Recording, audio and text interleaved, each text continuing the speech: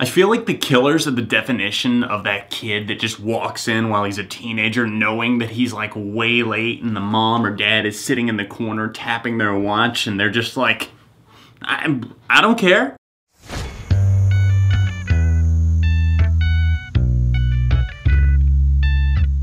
What's up everyone, John from Beyond ARTV. It's time for a track review for the slowpokes of the music industry, The Killers. They've got a brand new single called The Man. I'm very excited that they're back. They've been teasing stuff, posting stuff on Twitter for ages now, and by ages, I seriously mean the better part of like a year or two. And at this point, I had no idea what was new, what they were just teasing, what they were throwing out there, if they were actually doing anything. I at one point heard that Elton John was in the mix, working on some stuff with them, and that always gets me excited considering his collaborations with Queens of the Stone Age and Fall Out Boy were both amazing. So we'll see what's to come. I believe it's supposed to be September, although a confirmed release date is not out in the world yet for their new album, Wonderful Wonderful. Album 5, the kickoff single is called The Man, and it has a lot of 80s flair to it. Not in the same way that The Desired Effect, Brandon Flowers, the frontman of this band, had, but it's more of a dramatic, cocky swagger that it has. A lot of shimmering keys, a lot of pump to the guitar, something very different for the Killers, but something that kind of works in an odd way. Now, it all started out with the 80s and maybe some of the 70s glam on their first album. Their big single, Somebody Told Me, was definitely reminiscent of some of those styles, but this is the 80s, I feel like, in a very different way, almost more of like a disco and funk and groove oriented thing. You can hear that popping bass, the trembling guitar, and like I said, those keys, they're a big part of this. And then Brandon Flowers has a different presence as a vocalist. Like I said, kind of arrogant, but he's very self-aware of that. And some of these lyrics are very just either tongue-in-cheek or else meant to be taken cheesily, like, hey, we're not totally serious here, the way that you're bragging. And I don't know if this is the answer back to all of the braggadocious music that we see out there, and we need something that maybe doesn't take itself too seriously, but still, it's a fun tune. It's by no means the best song by the Killers. Don't get me wrong, don't think I'm head over heels by any means over here.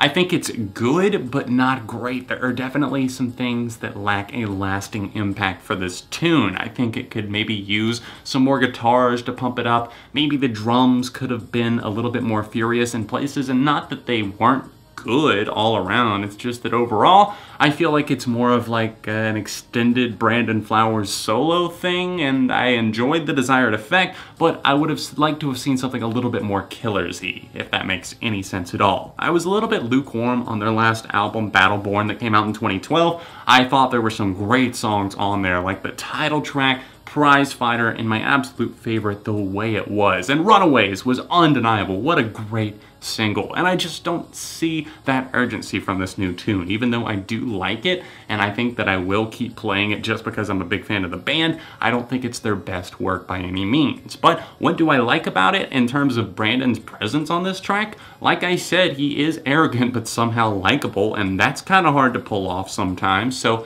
that's cool. If you want something to just groove to, vibe out in the car, or like going for a night out on the town, I think this is your perfect soundtrack right here. And I could see this being a fun summer song, although there are some others that are already quickly creeping up in that summer playlist for me, and I don't know exactly how high this would chart there. So, me personally, I think it's got a moderate replay factor. It's stirred my interest in new material, not that I wasn't anticipating it, because obviously I put them on my most anticipated music of 2017 list.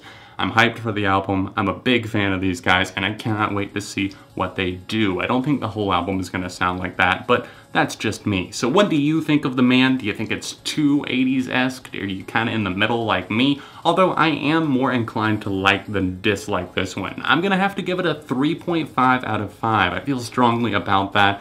I initially thought 4 because I was just so hyped that the Killers were back, but I'm glad that I let it settle in a little bit and just waited a little bit to get my opinion out there. I do hope you guys enjoyed this track review. Don't forget to leave a like on it. If you're able to, support on Patreon by clicking that annotation in the corner. If you would like to see my Battle Porn review or a Killers review, click right here, or a recent video from Beyond ARTV, click right here. My socials are in the description, and I'll see you very soon for more reviews and other videos on Beyond ARTV.